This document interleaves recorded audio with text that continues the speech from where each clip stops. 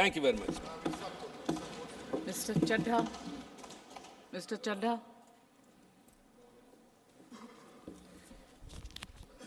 क्या बीजेपी भारत देश में निष्पक्ष चुनाव खत्म करना चाहती है? क्या भाजपा की सरकार लोकतंत्र की कोई अहमियत नहीं समझती? क्या भाजपा की सरकार के लिए संवैधानिक संस्थाओं की कोई अहमियत नहीं है?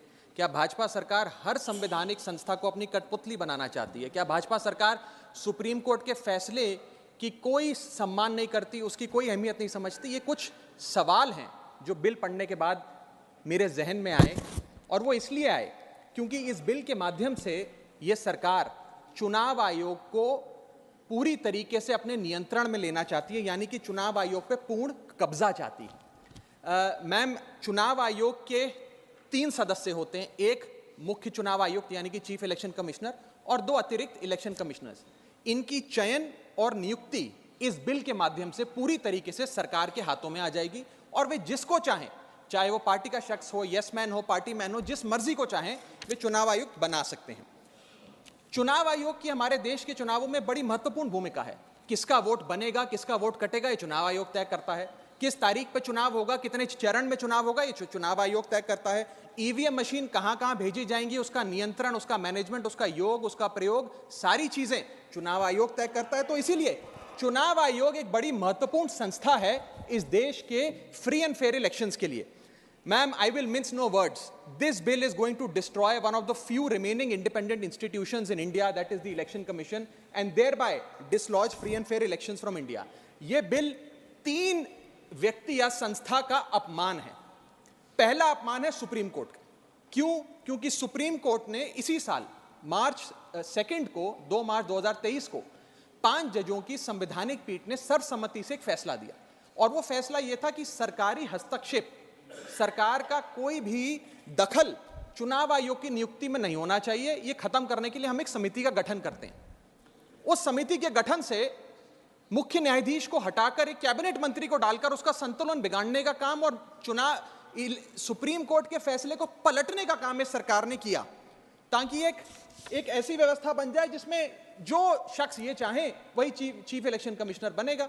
ये इंसल्ट सुप्रीम कोर्ट की इसलिए है क्योंकि इसी साल के दिए गए संवैधानिक पीठ के सर्वसम्मति के 2 फैसलों को इस सरकार ने सदन के भीतर बिल लाकर बदल दिया। पहला था दिल्ली सेवा बिल, जो 8 दिन के भीतर ऑर्डिनेंस लाकर और फिर सदन के भीतर बिल लाकर बदला गया, और एक ये बिल जो 2 मार्च 2023 के सुप्रीम कोर्ट के फैसले को पलटता है और उस फैसले को पूरी तरीके से रिवर्स करने का काम करता है।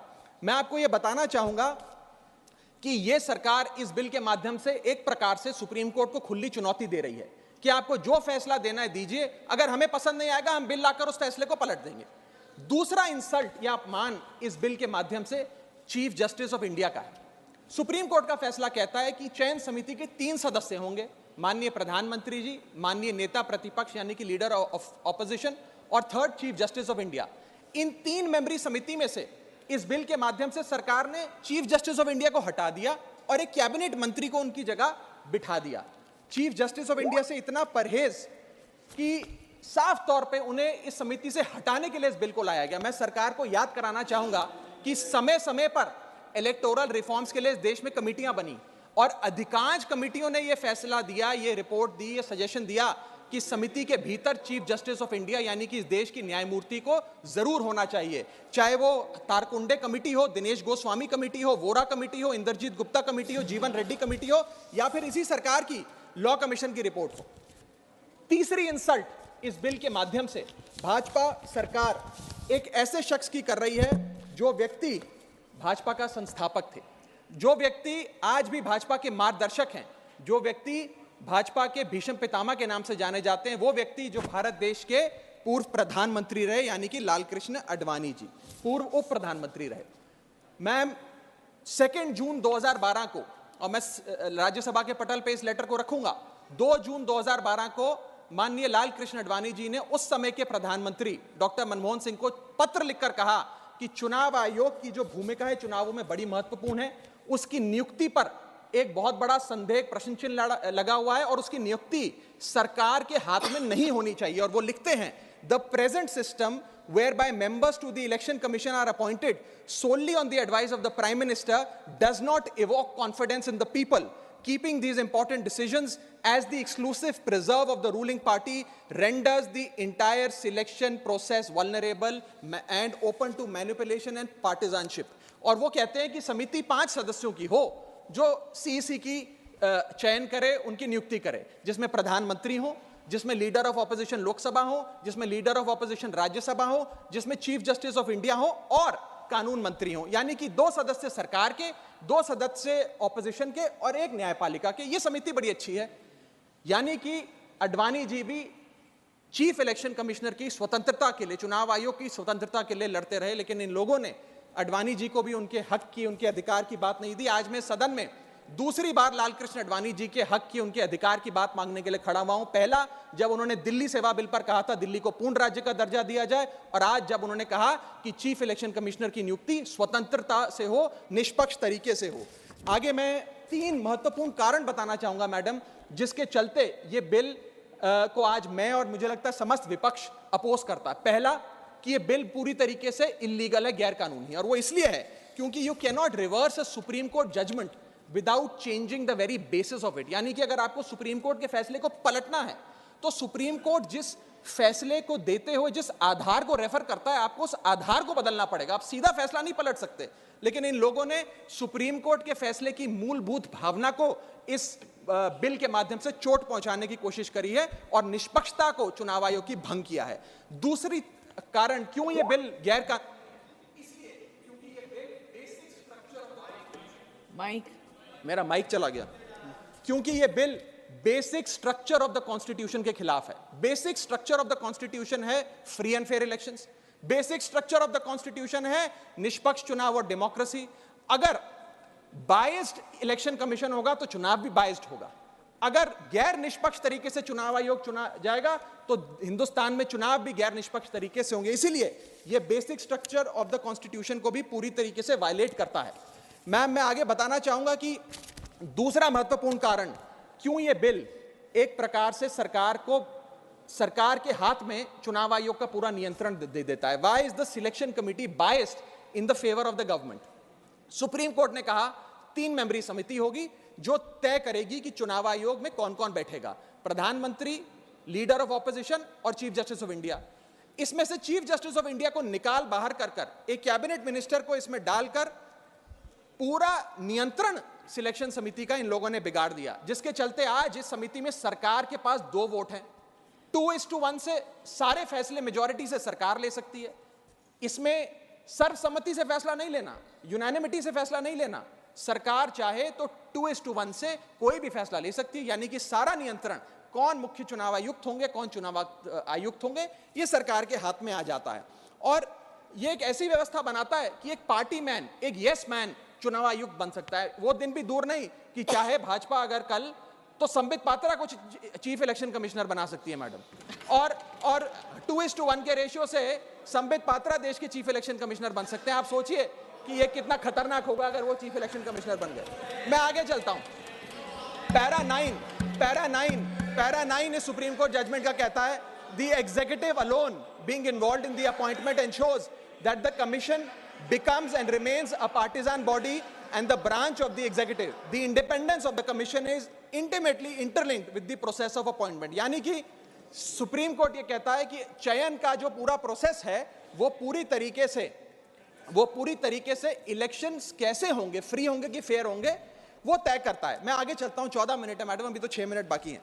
सुप्रीम कोर्ट आगे अपने पैरा 186 में हाईलाइट करते हुए कहता है, a person who is weak kneed before the powers that be cannot be appointed as the election commissioner. A person who is in a state of obligation or feels indebted to the person who has appointed him fails the nation and can have no place in the conduct of elections, forming the very foundation of our democracy. An independent person cannot be biased. It is important that the appointment must be overshadowed even by a perception that a yes man will decide the fate of the democracy and all its promises. यानी कि केवल निष्पक्ष चयन ही होना जरूरी नहीं है, निष्पक्ष चयन जनता को नजर आना भी जरूरी है। It must not only be done, it must be seen to be done. ये सुप्रीम कोर्ट बात कहता है। मैं आगे चलता हूं। तीसरा कारण कि क्यों हम इस बिल को अपोज कर रहे हैं वो है कि ये जो प्रपोज्ड सिलेक्शन कमिटी है इसमें कोई चेक्स एंड बैलेंसेस नहीं है। चेक्स एंड बैलेंसेस इसलिए नहीं है क्योंकि सारे फैसले तो सरकार के पक्ष में होंगे, 2 मंत्री सरकार के उसमें बैठे हैं, एलओपी को मात्र फॉर्मेलिटी के लिए इसमें बिठाया गया है, तो एक प्रकार का फिक्स्ड मैच इसमें नजर आता है। अब आप ही सोचिए, 3 मेंबरी समिति है जिसमें माननीय प्रधानमंत्री जी हैं, मान लेते हैं हमारे सदन के लीडर ऑफ ऑपोजिशन मल्लिकार्जुन खड़गे जी उसके सदस्य हैं, और 3rd मेंबर अर्जुन मेघवाल जी कानून मंत्री यहां बैठे हैं वो हैं। अब इनकी बैठक चल रही है, इसमें माननीय प्रधानमंत्री जी कहते हैं कि मैं रमेश नाम के शख्स को चीफ इलेक्शन कमिश्नर बनाना चाहता हूं। खड़गे साहब कहते हैं कि मैं रमेश को नहीं सुरेश को चीफ इलेक्शन कमिश्नर बनाना चाहता हूं। क्या अर्जुन मेघवाल जी जो इसी सरकार के कानून मंत्री हैं वो प्रधानमंत्री जी को ये कह सकते हैं कि नहीं नहीं नहीं प्रधानमंत्री जी रमेश ठीक नहीं है, खड़गे साहब ने जिसको नॉमिनेट किया है सुरेश, मैं भी उसी के हक में वोट देता हूं, उसका चयन हो, वो चीफ इलेक्शन कमिश्नर बने? ये तो हो ही नहीं सकता।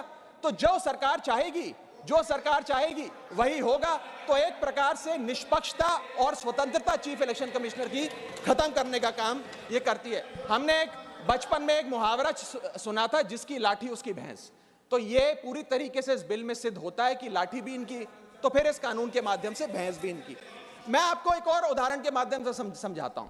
मान लीजिए भारत और ऑस्ट्रेलिया का क्रिकेट मैच हो रहा है, उस क्रिकेट मैच में अंपायर कौन होगा वो एक 3 मेंबर की समिति तय करेगी जो मैच कराएगी।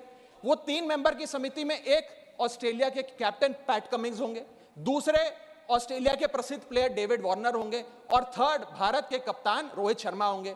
अब ये 3 मेंबरी समिति अगर किसी अंपायर को चुनेगी तो वो अंपायर तो हमेशा ही ऑस्ट्रेलिया के साथ होगा, क्योंकि 2-1 की बहुमत ऑस्ट्रेलिया के साथ है। तो क्या निष्पक्ष मैच हो सकता है? क्या इंडिया इंडिपेंडेंट मैच खेल सकती है? ऐसा ही कुछ इस चुनाव आयोग के गठन से, इस बिल के आने के बाद इस देश में होने जा रहा है। मैं आगे चलता हूं मैडम, मुझे बोलने दीजिए। इसका